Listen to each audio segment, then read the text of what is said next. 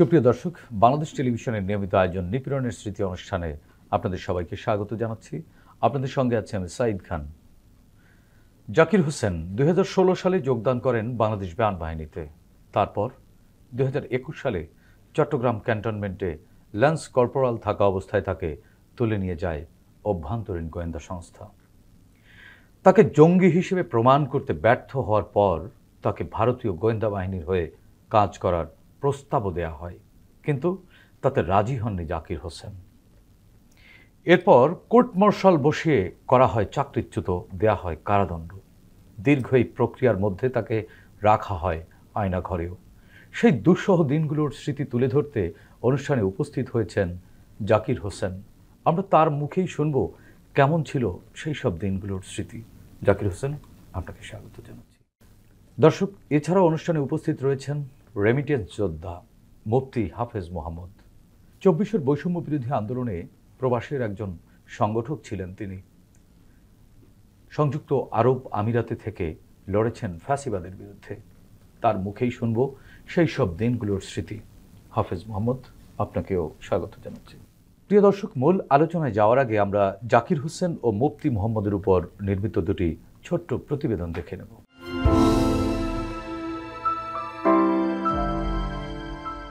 বিমান বাহিনীর সাবেক গর্বিত সদস্য জাকির হোসেনের গ্রামের বাড়ি গাজীপুরের শ্রীপুর উপজেলার মুলাঈদ গ্রামে। তার বাবার নাম বদিউল আলম ও মায়ের নাম নুরুন্নাহার বেগম। 3 ভাই 2 বোনের মধ্যে জাকির চতুর্থ।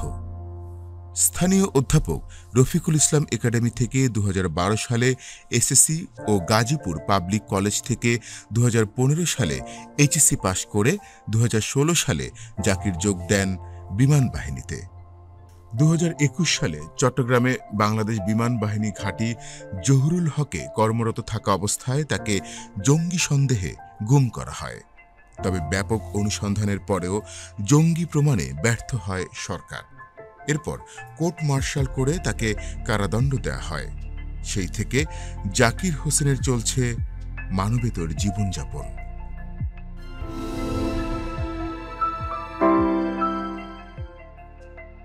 মুফতি হাফেজ মোহাম্মদ চট্টগ্রামের ফটিকছড়ি উপজেলার পূর্ব সুয়াবিল গ্রামে তার বাড়ি। কওমি ধারার বৃহত্তম শিক্ষাকেন্দ্র দারুল উলুম মঈনুল ইসলাম হাটহাজারী মাদ্রাসা থেকে দাওরায়ে হাদিস সম্পন্ন করেন তিনি। পরে ঢাকার জামেয়া আরবিয়া দারুল উলুম নতুনবাগ মাদ্রাসা থেকে ইফতা সম্পন্ন করেন। ছাত্রজীবনে তিনি জমিয়তে উলামায়ে ইসলাম বাংলাদেশের অঙ্গ সংগঠন ছাত্র জমিয়ত বাংলাদেশের স্থানীয় সহসভাপতি হিসেবে দায়িত্ব পালন করেন। এরপর তিনি রাজধানীর রামপুরা দারুল উলুম মাদ্রাসায় শিক্ষকতা করতেন। এরপর চলে যান সংযুক্ত আরব আমিরাতে। সেখানে টাইপিং সেন্টারে চাকরির পাশাপাশি আরব আমিরাতের আবুধাবির একটি মসজিদে খতিব হিসেবে দায়িত্ব পালন করেন। 24-এর হাসিনা বিরোধী আন্দোলনে তিনি আরব আমিরাতের একজন সংগঠক হিসেবে গুরুত্বপূর্ণ দায়িত্ব পালন করেন।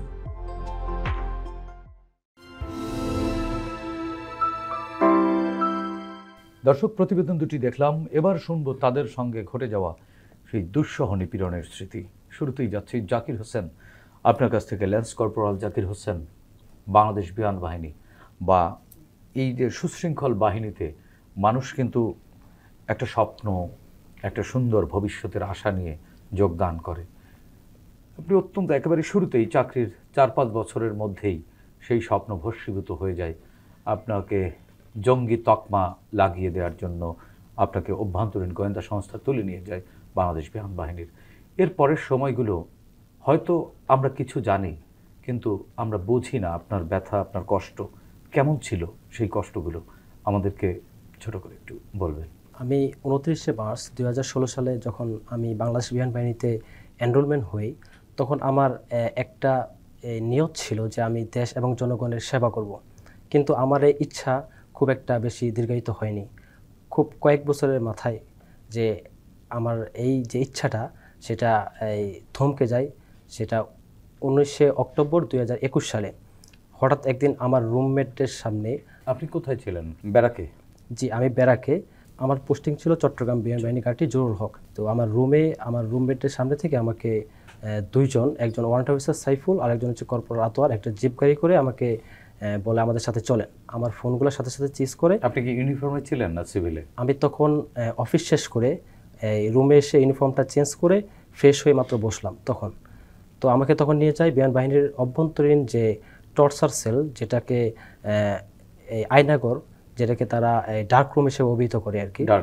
ডার্ক রুম ওইখানে 2 নম্বর ফিল্ড ইউনিট যেটাকে বলে এখানে চট্টগ্রামে। এর আগে আপনি ওইখানে গ্রেপ্তার হয়ে আটক হয়ে যাবার আগে কখনো গেছেন? না, আমি এর আগে ওখানে আমাদের কেউই যায়নি, শুধুমাত্র যাদেরকে আটক করা হয় তারা ওখানে যাওয়া হয়। তো ওইখানে আমাকে নেওয়ার পরে আমাকে এমন একটা রুমে রাখে যে রুমে গুটগুটে অন্ধকার, দেয়ালও অন্ধকার, সব অন্ধকার, শুধু একটা সিসি ক্যামেরা ছিল, আর কিছু ছিল না। আরেকটা টেবিল ছিল, চারপাশে দড়ি, উপরে দড়ি বাঁধা, ওইখানে বেঁধে পিটানো হইতো আর কি। তো ওইখানে আমি কোনো একটা ছিদ্র ছিল না। তো ওইখানে আমাকে 10-15 মিনিট রাখার পরে আমি প্রায় শুয়ে পড়ি এখানে, আমার শ্বাসটা বন্ধ হয়ে যাচ্ছে। তো কিছুক্ষণ পর তারা দরজা খুলে আমাকে একটু অক্সিজেন মানে যাতে ঢুকতে পারে। তো এর পরবর্তীতে মানে আপনি কি কিছু জিজ্ঞাসা করেননি তাদেরকে? না, আমাকে না নেওয়ার পরে সেখানে আটক রাখে প্রায় অনেকক্ষণ যাবত। মানে হ্যান্ডকাফ লাগিয়ে দেয়? না, তখন হ্যান্ডকাফ লাগাই নাই, শুধু আটক রাখে। বুঝতে পেরেছিলেন যে না, আমি কিছুই বুঝতেছিলাম আমাকে কেন আনলো, গ্রেফতার হয়েছেন বা কিছু একটা। আমাকে রেখে তারা সবাই বাইরে চলে গেছে। পরবর্তীতে একজন আসে, সার্জেন্ট জসিম নামের, উনি এয়ারফোর্সে আর কি, সবার কাছে একটা ঘৃণিত নাম, যেটা মানুষকে এত টর্চার করে যে ওর নামটা শুনলে মানুষ মানে ঘৃণার চোখে দেখে আর কি। তো উনি আমাকে সারা রাত জিজ্ঞাসাবাদ করতো আর সারা দিন আমাকে টর্চার করতো ওই ডার্ক রুমে। এখানে রাত 2টা, 3টা, 4টা পর্যন্ত। আমার পাশের রুমে ছিল কর্পোরাল রঞ্জু, তাকে আমি দেখতাম অন্তবাস পরিয়ে পানি থেরাপি দিচ্ছে হাত পা বেঁধে। এবং ওই অবস্থায় পানি থেরাপি হচ্ছে হাত পা বেঁধে মুখ পেঁচে পানি দিয়ে তাকে পিটাচ্ছে পায়ে। মুখের উপরে পানি ঢেলে? রাইট, হ্যাঁ, মুখের উপর পানি দিচ্ছে কন্টিনিউ, কাপড় মুখ পেঁচে, হ্যাঁ কাপড় পেঁচে। তো আপনিও তো বিমান বাহিনীর একজন কর্পোরাল ছিলেন, আপনি কি এরকম কখনো করেছেন নির্যাতন? না, আমি কখনো অভিজ্ঞতা, এটা আমার অভিজ্ঞতা। আচ্ছা। পরবর্তীতে আমাকে 8টা দিন এই একটা চেয়ারে আমাকে এই বসে রাখা হয়। তো 8টা দিন 8টা রাত, হ্যাঁ, আমি এক ফোঁটা ঘুমাতে পারিনি। আপনাকে খেতে দিয়েছিল? হ্যাঁ, খেতে দিয়েছিল। মাঝে মাঝে ওই যখন খাওয়ার সময় হয় তখন আমাকে খেতে দেয়, দেন আমাকে আবার ওইখানে চেয়ারে বসে রাখতো, সারা রাত জিজ্ঞাসাবাদ করতো, সারাদিন আমাকে বিভিন্ন কাজে লেখালেখিতে ব্যস্ত রাখতো। এবং যখন লেখালেখিতে তখন কি ডার্ক রুম থেকে বের করতে আপনাকে? না, ডার্ক রুমে ওইখানে চেয়ারে বসে। অন্ধকারে লিখতেন কিভাবে?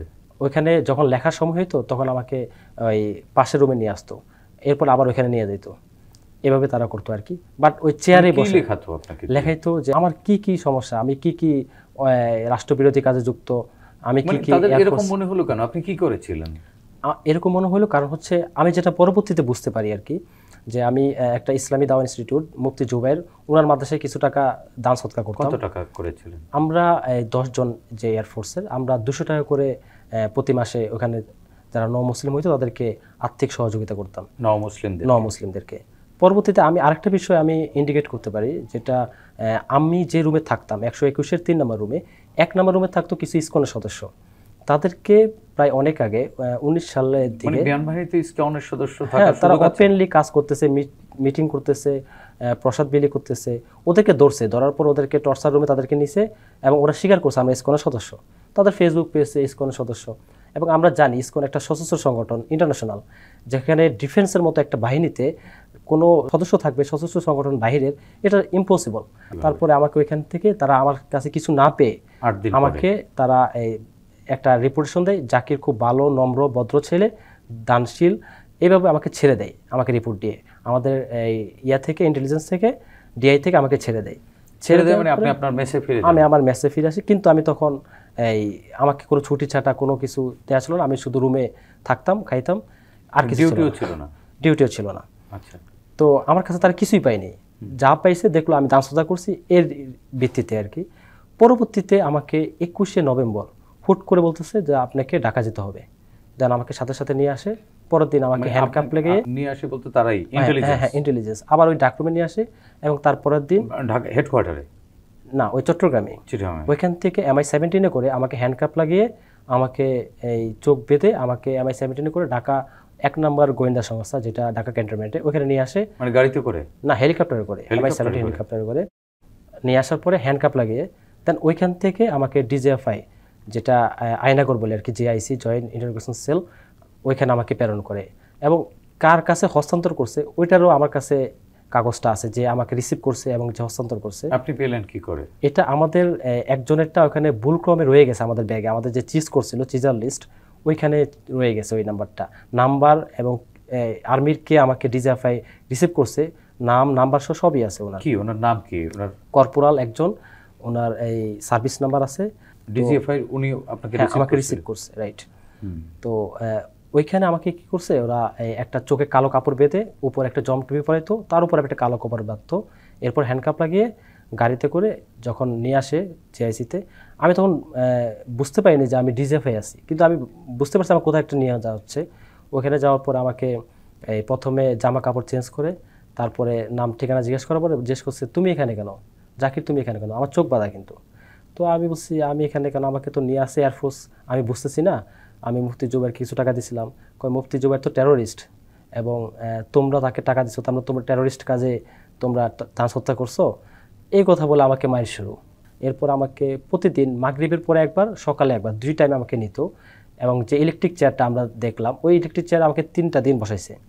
এখন একটা চরকা ছিল, এখানে হাত পা বেঁধে ঘুরাইতো, ওইটাতে আমাকে একদিন বসাইছে। এরপরে একদিন আমাকে শুধুমাত্র ট্রো, যেটা আমাদের বৃদ্ধাঙ্গুল পায়ের, ওইটার উপরে ভর করে আমাকে ঝুলিয়ে আমাকে অনবরত সামনে একজন পিছনে একজন কন্টিনিউ পিটাতে আছে ওদের তৃপ্তি আসা পর্যন্ত। তো ওই ঝুলানির পর আমার কি হয়েছে, আমার এই হাতের এখানে রক্ত বের হয়ে গেছে, আমার এমন চামড়া ছিঁড়ে গেছে 2 হাতের। তো ওই দিন আসার পর আমাকে যখন ওখানে গার্ড ছিল, ওরা একটা কথা বলতেছে যে ভাই আজকে আপনি ভিতরে, আমরা বাইরে, তো আপনিও একটা সামরিক বাহিনীর সদস্য, আমিও সামরিক বাহিনীর সদস্য, আসলে কিছু করার নাই, বর্তমান সরকারও জেলে, আমাদের প্রাক্তন সাবেক প্রধানমন্ত্রীর কথা বলতেছে, উনিও জেলে ছিল, তো আসলে কিছু করার নাই, একটু ধৈর্য ধরেন। পরে ওনারা এসে আমাকে উবুত করে শুয়ে দেয়, তাও শুইতে পারতেছি না। পরবর্তী একটা গার্ড এসে আমাকে প্যারাসিটামল দিয়ে যায়। তো এই যে আমার যে এগুলো আবার আমার পাশের রুমে ছিল মাইকেল চাকমা, পিডিবির যে সদস্য আর কি, উনি ওনার বেসরকারি টিভি চ্যানেলও এই বিষয়গুলো উনি আমার কথা বলছে তার সাক্ষাৎকারে, যে জাকির তাকে অনেক মারা হয়েছিল। তো আমাদের ওয়াশরুমে নিয়ে যেত চোখ বেঁধে, তো প্রায় 2 সপ্তাহ আমি ওয়াশরুমে বসতে পারতাম না, এত ব্যথা ছিল। এবং ওয়াশরুমেও চোখ বেঁধে হ্যান্ডকাপ পরে নিয়ে যেত, এবং ওয়াশরুমের ভিতর থেকে খাবার দাবার ঠিকভাবে দিত? খাবার দাবার দিত, কিন্তু খাবারটা আসলে মানে গলা দিয়ে আসতো না, এত একটা ছিল। আপনি কি বুঝতে পারতেন কখনো যে আপনাকে কবে ছেড়ে দিবে, কবে মুক্তি মিলবে? ওইখানে একজন লোক ছিল, উনি এসে আমাকে মাঝে মাঝে বলতো, আমার মনে হয় উনি সিনিয়র, বলছে জাকির তুমি তো গাজীপুরে, আমার দেশি, আমার এলাকা ওইখানে, তো আমি একটা কথা বলি ভাই, ওরা যেমনটা স্বীকারোক্তি চাই ওমনটা দিয়ে দাও, নাইলে আজীবন এখানে থাকতে হবে, এখানে যারা আসে তারা আর কখনো ফেরত যায় না। তখন কি জাকির আপনি ভয় পেয়েছিলেন? আমি শুধু ভয় না, খুবই আতঙ্কে ছিলাম যে আসলে এখানে একটা দিন আমার যাচ্ছে না, এখানে আমি সারাটা জীবন আজীবন কিভাবে থাকবো, অথবা আমি এখান থেকে হারিয়ে যাব। সংসার ছিল? আমার তখন বিয়ের মানে প্রিপারেশন চলতেছিল ওই সময়টাতে, সবকিছু ঠিক, হ্যাঁ অ্যারেঞ্জ ছিল আর কি, মানে পাত্রীপক্ষের সাথে কথা ফ্যামিলি থেকে চলতেছিল, এনগেজমেন্ট হয়ে গেছে এরকম? না এরকম হয়নি, ফ্যামিলি থেকে চলতেছিল, বাট আমি দেখিনি, আমি দেখার কথা ছিল আর কি। পরবর্তীতে উনি বলতেছে যে তোমাদেরকে তো আমরা নিয়ে আসি নাই, তোমাদের বিমান বাহিনী প্রধান শেখ আব্দুল হান্নান বর্তমানে বিদেশ পলাতক, স্বৈরাচারের দোষক, আমরা জানি 3,500 কোটি টাকার মামলা ওনার নামে, তো উনি তো তোমাদেরকে এখানে পাঠাইছে, তো উনি যেমনটা চাই স্বীকারোক্তি দিয়ে দাও, নাইলে এখানে তোমাকে থাকতে হবে, তোমার ভালোর জন্যই বলতেছে। জাকির এই সময় কি আপনার পরিবার জানতো যে আপনি কোথায়? তারা খোঁজেনি? হ্যাঁ, আমি পরবর্তীতে আমি যখন এই জেলে দেওয়া হয় আমাকে, তখন আমার ফ্যামিলির কাছে আমি যখন বাসায় ফোন করি, তখন জানতে পারি যে আমার ফ্যামিলি অনেক খোঁজখবর করছিল, বাট তারা বলছে যে ওকে বিশেষ ট্রেনিংয়ে পাঠানো হয়েছে। তো ট্রেনিং, আমরা যখন সামরিক ট্রেনিং করি তখন আমাদের ফোন চালানো নিষেধ ছিল, আমার ফ্যামিলি সেটা জানে। তো ফ্যামিলি ভাবতেছে ট্রেনিং যেহেতু ফোন তো চালাতে দেবে না, ট্রেনিংয়ে পরে হয়তো আবার যোগাযোগ করবে, এমনটা আর কি। এই জন্য ফ্যামিলি আর এতটা চিন্তিত হয়নি, উদ্বিগ্ন ছিল না। জাকির, আপনার কাছ থেকে শুনবো আমরা একটু, আমাদের সাথে একজন প্রবাসী রেমিটেন্স যোদ্ধা, যিনি জুলাই গণ অভ্যুত্থানে সংযুক্ত আরব আমিরাতে, যেখানে মিছিল মিটিং পর্যন্ত নিষিদ্ধ ছিল, সেই জায়গাটিতে তিনি ভাগ্যের অন্বেষণে ছিলেন, তিনি সেখানে আন্দোলন করেছেন এবং সেখানে কারাবরণ পর্যন্ত করতে হয়েছে, এবং সর্বশেষ শূন্য হাতে দেশের মাটিতে ফিরলেন। আমরা মুফতি হাফেজ মুহাম্মদের কাছ থেকে একটু শুনে আসি। হাফেজ মুহাম্মদ, প্রবাসে গেছিলেন তো জি টাকা ইনকাম করতে, পরিবারকে স্বাচ্ছন্দ্যে জীবনযাপন যাতে করতে পারে। তো প্রবাসে গিয়ে আন্দোলন করলেন, পরিবারের কথা কি ভাবনায় আসেনি যে চাকরি চলে যেতে পারে, গ্রেপ্তার হতে পারেন? এই ভয়গুলো ছিল না? 2024 সালের জুলাইয়ে যখন আমাদের বাংলাদেশে আবু সাইদ, মুগ্ধ, ওয়াসিম সহ এবং অসংখ্য মাদ্রাসার শিক্ষার্থীদেরকে যখন পাখির মতো গুলি করে হত্যা করা হচ্ছিল, তখন আমরা বিদেশে আমরা সেখানে বসে থাকতে পারিনি। তো এখানে প্রবাসীরা এই যে ছাত্র হত্যার প্রতিবাদে যখন স্টুডেন্টদেরকে নির্বিচারে পাখির মতো গুলি করে হত্যা করা হচ্ছে, তখন সেখানে প্রবাসীরা একটা চিন্তা করলো যে আমরা এখানে অন্তত একটা শান্তিপূর্ণ একটা প্রতিবাদ করি। সেই জায়গা থেকে সেখানে প্রবাসীরা ওই দিন 19শে জুলাই সেখানে একটা প্রতিবাদ মিছিল হয়। এখানে আরেকটা মিস ইনফরমেশন আছে, এখানে যে সবাইকে যে আন্দোলনের কারণে বা মিছিলের কারণে গ্রেপ্তার করা হচ্ছে বিষয়টা এমন না।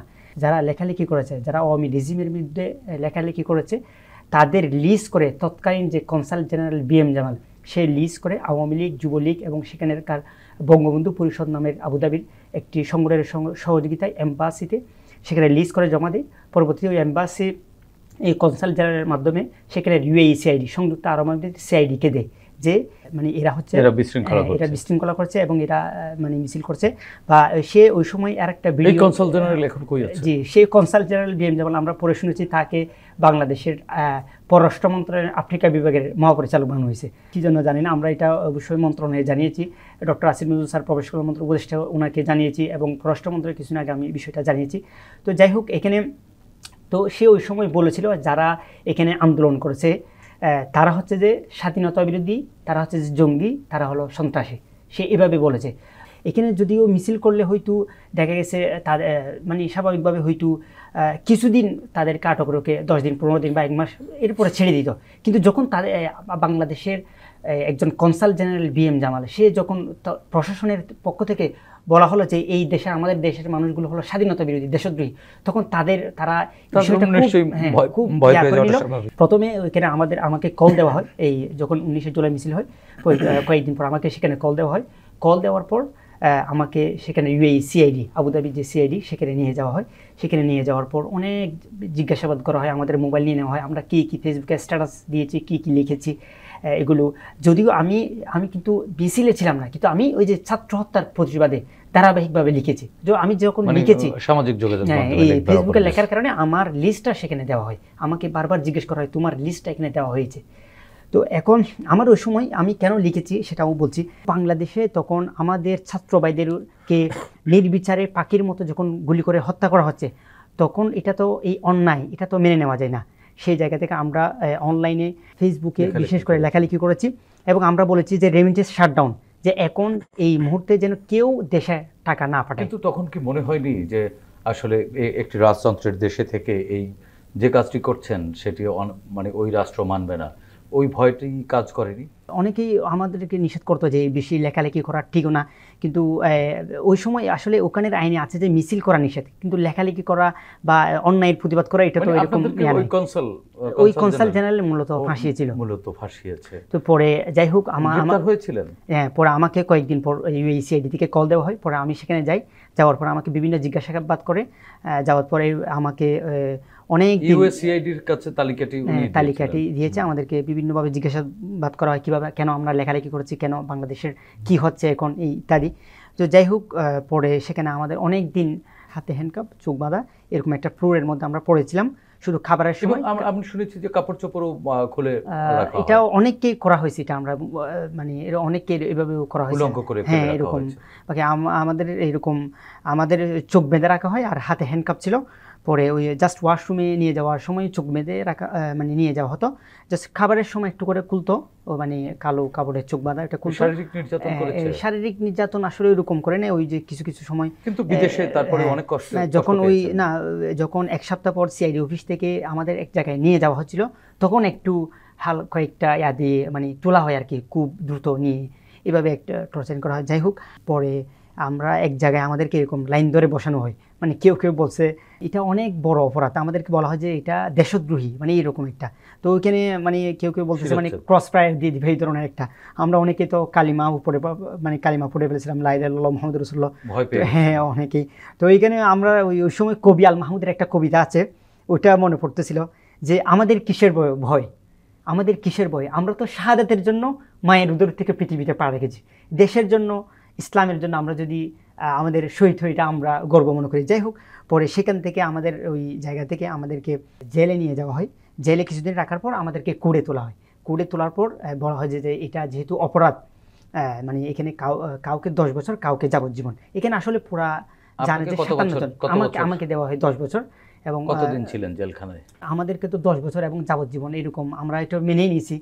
পরে আমরা 5 ওয়াক্ত নামাজ পড়তাম, আল্লাহর কাছে খুব কান্নাকাটি করে দোয়া করতাম। 57 প্রবাসীর ইমাম ছিলাম আমি নামাজ পড়তাম, সবাইকে প্রবাসীদেরকে বুঝাইতাম যে এই আমরা তো 10 বছর এবং যাবজ্জীবন যেন আমরা মেনে নিচ্ছি। তবে আল্লাহ তাআলা চাইলে সব কিছু করতে পারে। আল্লাহ তাআলা চাইলে সরকার পতন করে এটাই করতে পারে। আমরা দোয়া করব যেন এই যে জালেম সরকারের, হাসিনা সরকারের পতন হয় এবং আমারও যেন মুক্তি হয়ে যেতে পারে। দুঃশাসন শুধু দেশের মানুষকেই নিপীড়ন বা নির্যাতনের মধ্যে রাখেনি, সেই প্রবাসে গিয়েও আপনারা তার বিষাক্ত ছবল থেকে রেহাই পেলেন না। জেলখানায় কতদিন ছিলেন? 2 মাস পর্যন্ত ছিলাম। পরে যখন আমরা শুনি 5 আগস্টের পরে আমাদের বাংলাদেশের প্রধান উপদেষ্টা, বাংলাদেশের গৌরব, only 1% of the Bangladesh, Nobel বিজয়ী একমাত্র বাংলাদেশের professor doctor Mohammad Yunus sir প্রধান উপদেষ্টা হিসেবে শপথ নেন। পরে তিনি আমাদের মুক্তির জন্য সেখানকার প্রেসিডেন্ট অর্থাৎ ইউএইর প্রেসিডেন্ট শেখ মোহাম্মদ জায়েদ বিন আল নাহিয়ানকে কল দেয় আমাদের মুক্তির জন্য। পরে আমাদেরকে সেখানে আফু বা মুক্তি দেওয়া হয় আর কি। পরে আমরা প্রথম ধাপে 57+56 113 জন আমরা মুক্ত হয়ে আসি আর কি। তো আমরা কারাগারে কিছু নিয়ে আসতে পারছিলেন না? আমরা কিছু নিয়ে আসতে পারিনি। ছিলেন? আমি সংযুক্ত আরব আমিরাতে ছিলাম 3 বছর। 3 বছরে যা ইনকাম করেছেন কিছুই নিয়ে আসতে পারেন না? সেখানে কিছু নিয়ে পরিবারকে কিছু দিতে পেরেছেন? আমরা প্রথম যখন জবে ছিলাম তখন তো আমি টাকা পাঠাতাম, কিন্তু ওই সময়ের মধ্যে ওখানে অনেক সামান বা অনেক কিছু রয়ে গেছে যেগুলো আর নিয়ে আসা সম্ভব। আপনার কাছ থেকে আবারও শুনবো হাফিজ মোহাম্মদ। আমরা একটু, আমাদের সাথে জাকির হোসেন রয়েছেন, জাকির হোসেনের কাছ থেকে শুনে আসি। জাকির হোসেন, আয়নাঘরের অভিজ্ঞতা তো বলছিলেন যে মাঝে মাঝে পেটানো হতো, তারপরে উপর করে শুয়ে থাকতে হতো, এত ব্যথা। কতদিন ছিলেন আয়নাঘরে? আয়নাঘরে ছিলাম 21 দিন। তারপরে আমার কাছ থেকে যখন তারা কিছু পায় নেই, তখন তারা আমাকে একটা অফার করে যে তোমাকে 5 লক্ষ টাকা দিচ্ছি প্লাস একটা গাড়ি দিব, বিনিময়ে তুমি আমাদের সোর্স হিসেবে কাজ করবা। এটা কারা দিল? এটা ওইখানে ডিজিএফআই, আমার তো চোখ বাঁধা ছিল, আমি জানি না। তো ওখানে যে সিনিয়র লোকটা আমার সাথে কথা বলতো, উনি আমাকে বলতো যে তোমাদের এয়ারফোর্সই তোমাদেরকে পিটাচ্ছে, তোমাদের এয়ারফোর্সই অফিসাররা তোমাদের সব কিছু করতেছে, এখানে আমাদের কিছু করার নেই। না, আপনাকে সোর্স হিসেবে কাজ করবেন কাদের? ডিজিএফআই এর? হ্যাঁ, ডিজিএফআই। তো আপনি তো চাকরি করছেন, তো তারপরে অফার কি? চাকরিটা ফেরত দিলেই তো হতো, তাই না? হ্যাঁ, বলছে তোমার চাকরি থাকবে, তুমি আমাদের সোর্স হিসেবে কাজ করবা। তো ওইখানে ভারত বিরোধী কারা আছে এবং ওইখানে কারা অমুসলিমদের দাওয়াত দেয়, ওগুলো আমাদেরকে লিস্ট দিবা আর কি। আচ্ছা। এরপরে 21 দিন পরে আপনাকে কোথায় পাঠানো হলো? 21 দিন পর আমাকে আবার বাংলাদেশ বিমান বাহিনীর 1 নম্বর যে ফিল্ড ইউনিট, ওইখানে নিয়ে আসে। ওইখানে আমাকে 3 মাস রাখে। তো এই 3 মাসটা এত কষ্টকর ছিল। সিমেন্টের খাট, সিমেন্টের বালিশ, খুবই কবরস্থানের মতো একটা এই রুম, যেখানে নামাজ পড়তে গেলে সেজদা দিলে মাথা এবং পিঠ ওয়ালের সাথে লেগে যেত। তো তখন ছিল ডিসেম্বর মাস, তো একটু শীতের সময় ছিল। তো এই শীতের মধ্যে একটা কম্বল নিচে উপরে দিয়ে পেঁচানো, আমার হাত পা সবসময় ঠান্ডা থাকতো, গরম হতো না কখনো এত শীতে। আর ফ্লোর তো এই জন্য। কখনো কি মনে হয়েছে জাকির হোসেন এখান থেকে বেঁচে ফিরবেন? ডিজিএফআই থেকে আসার পরে আমার কাছে তখন মনে হইলো যে না, এখন মনে হয় আমি এয়ারফোর্সে আছি, তখন হয়তো বেঁচে থাকবো। হ্যাঁ, কিন্তু ডিজিএফআই যখন ছিলাম তখন মনে হয়নি আর কি। তখন আর জীবনে বেঁচে থাকার স্বপ্ন হারিয়ে ফেলেছিলাম। বাবা মায়ের কথা মনে পড়তো না? তো আমার বাবা তো তখন মৃত, বাবা তো নেই। আর মা আসলে তখন শুধু কান্নাটাই করতাম। তো আসলে কান্না করতে করতে একসময় চোখের পানিও শুকিয়ে গেছে। নিজেকে সান্ত্বনা দিতেন কিভাবে? সান্ত্বনা দিতাম, এই যে মৃত্যু নিশ্চিত আপনি জানতেন, তো তারপরেও নিজেকে তো সান্ত্বনা দিতে হতো। সান্ত্বনা দিতাম একটা ইয়াতে। তখন আমার একটা কথা মনে পড়তো, সাইকুল ইসলাম যে একজন ছিল আমাদের ইমাম তাইমিয়া রহিমুল্লাহ, ওনার একটা কথা আমি সবসময় স্মরণ করতাম যে আমাকে যদি কারাগারে পাঠানো হয়, সেটা হবে আমার রবের সাথে সাক্ষাতের সবচেয়ে নির্জন স্থান। ওইখানে আমি যে জিনিসটা আসলে এত কষ্টের মধ্যে যেটা আসলে অন্তর থেকে অনুভব করি, সেটা হচ্ছে আমার এক একটা সেজদা, আল্লাহ তাআলার সাথে আমার সাক্ষাৎ, ওইটা আমার ওই দুঃসময়ে মানসিক প্রশান্তিটা, যে আমি আল্লাহকে সেজদা করতে পারি। আপনি নিজেকে মৃতই মনে করতেন? হ্যাঁ, মৃতই মনে করতাম, যে আমি এখন মৃত, যে আল্লাহ তাআলার সাথে আমি এখন সাক্ষাতে আছি। এই জিনিসটা শুধু আমাকে প্লিজ, মানে জীবিত থেকেও নিজেকে মৃত ভাবা, হ্যাঁ, এই অনেক কষ্টের, অনেক কষ্টের। এটা এই বাস্তবতা মেনে নিয়ে বেঁচে আছেন। বেঁচে আছি। এরপরে কি জেলখানায় পাঠিয়ে দিল? হ্যাঁ, 3 মাস পরে এই আমাদেরকে কোর্ট মার্শাল করে তখন আমাকে 2 বছর সশ্রম কারাদণ্ডে দণ্ডিত করে সিভিল জেল দিয়ে দেয় আর কি, এক পোশাকে, জাস্ট এক পোশাকে আমাকে সিভিল জেলে পাঠিয়ে দেয়। কোর্ট মার্শাল আসলে মানে একটা সাজানো, ওইখানে আমার কিছুই বলার ছিল না। I am guilty, just I am guilty, আমি অপরাধী, এইটুকু ছাড়া আমাকে শিখিয়ে দেওয়া হয়েছে তুমি এটাই বলবা, এখানে কোনো আর কিছু নেই। সব ওরা এই 2 বছর কি জেলখানায় তখন বাবা মায়ের সাথে কথা হয়েছে? হ্যাঁ, জেলখানায় যাওয়ার পরে মা প্রথম শুনে আমি যখন জেলে যাওয়ার পরে মার সাথে কথা বলি, তখন মানে ফোন দেওয়ার পরে যখন আমি বলি আমি জাকির, তখন আর আমি আর পরবর্তী আর কথা বলতে পারি নাই। তখন 10 মিনিট সময় দিই, তো ওই 10টা মিনিটে মা শুধু কান্না করছে, আমি আর সেকেন্ড কোনো ভাষা বলতে পারিনি। মাকে সান্ত্বনা দিলেন কিভাবে? তো জেলে যখন ছিলাম তখন তো আসলে সান্ত্বনা দিতে পারি নাই, বলছি মা আমি বের হয়ে পরে সব বিস্তারিত বলবো। মা জানে, আমার আত্মীয় স্বজন সবাই জানে আমি খুব ভালো ছেলে, আত্মীয় স্বজনের হক আদায় করি, সবার সাথে মিলেমিশে চলি, কারোর সাথে কখনো খারাপ ব্যবহার করি নেই। তাহলে আমার মা বলতেছে তাহলে আমার ছেলেটা এমন হলো কেন? এই জবটা আমি এখনো দিতে পারি না। আমরা 3 ভাই 2 বোন। আপনি কি সবার বড়? আমি ভাইদের সবার ছোট। কারাগারের সময়গুলো কেমন কেটেছে? কারাগারের সময়গুলো প্রথমে আমাকে বাগানের রাইটার দেওয়া হয়, ওখানে যে সবজি হিসাব যে চৌকাতে রান্না করা হয় ওইটার হিসাব আমাকে রাখতে হইতো। পরবর্তীতে আমার ওইখানে অ্যাক্টিভিটির সততা ওটা দেখে জেলার আমাকে ক্যান্টিনে দেয়, বড় দায়িত্ব 1,30,00,000 টাকার যে হিসাব, ওই আমাকে ওই দায়িত্ব, এবং পরবর্তীতে ক্যান্টিনে আমাকে ওইখানকার এই সিনিয়র করে দেওয়া হয় আমার সততা প্লাস আমার অ্যাক্টিভিটি সব দেখে। এবং খুব অল্প দিনেই জেলে যারা ছিল ওদের প্রিয় পাত্র হিসেবে আমি ওইখানে আল্লাহ তাআলা আমাকে এই আসনে আসিত করে। 2 বছর পরে জেল থেকে বেরিয়ে স্বাভাবিক জীবনে ফিরতে পেরেছেন জাকির? এই যে একটা মানসিক ট্রমা, এটা থেকে এখনও বেরোতে পারিনি।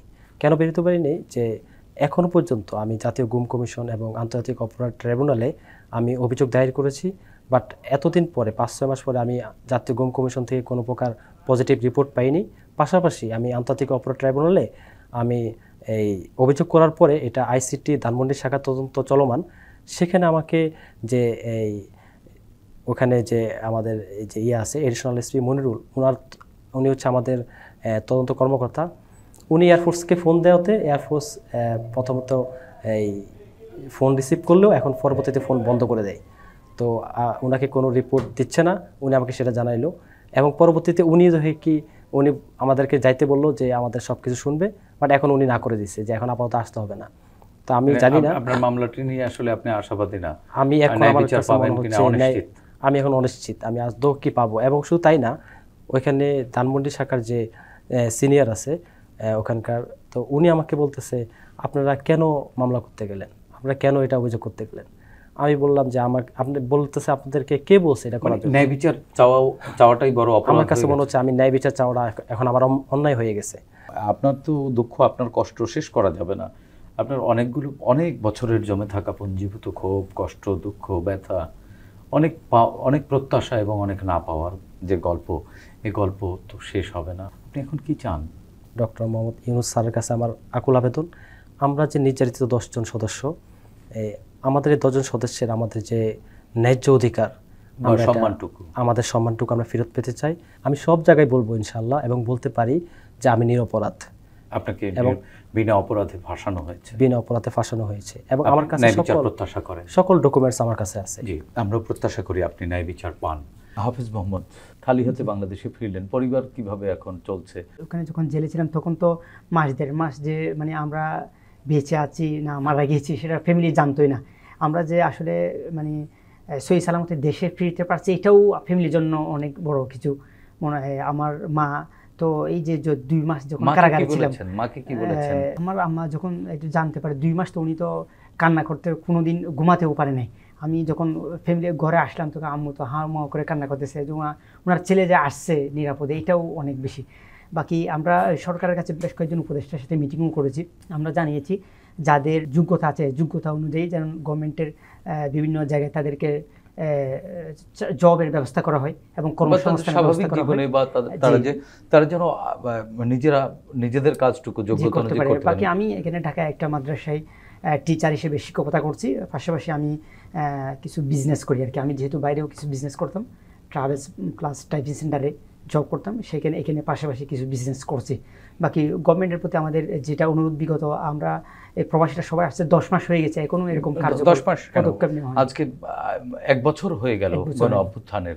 1 বছর পরে আপনাদের চাওয়া কি? এখনো পর্যন্ত এই মামলায় অনেকে আটক আছে। এই মামলায় আমরা বেশ কয়েকজন উপদেষ্টাকে জানাচ্ছি তাদের দ্রুত মুক্তি চাই, এবং যারা দেশে আসছে তাদের কর্মসংস্থানের ব্যবস্থা, পুনর্বাসন, এটা যেন উদ্যোগ নেওয়া হয়। এবং প্রবাসী, আমি যেহেতু একজন প্রবাসীদের যত ধরনের হয়রানি, প্রবাসীদের যত ধরনের মানে সাপোর্ট দেওয়া যায় গভর্নমেন্ট, তারা যেন সম্মানটুকু পায় রেমিটেন্স যোদ্ধা হিসেবে, সেটাই আমাদের প্রত্যাশা। জি, হাফেজ মোহাম্মদ, আপনাকে ধন্যবাদ। আমরা বিশ্বাস করি যে সরকার রয়েছেন, যে রাজনৈতিক দলগুলো ফ্যাসিবাদের বিরুদ্ধে লড়েছেন, আপনারা বিদেশের মাটিতে এক অনিশ্চয়তার মধ্য থেকেও জেল খেটেছেন, ফিরবেন কিনা আপনি বলেছিলেন যে মেরে ফেলবে, এই ধরনের প্রস্তুতি নিয়ে ফেলেছিলেন, কলিমা পড়েছেন, তার মানে এক প্রকার মৃত্যুর সাথে আলিঙ্গন করে ফিরেছেন।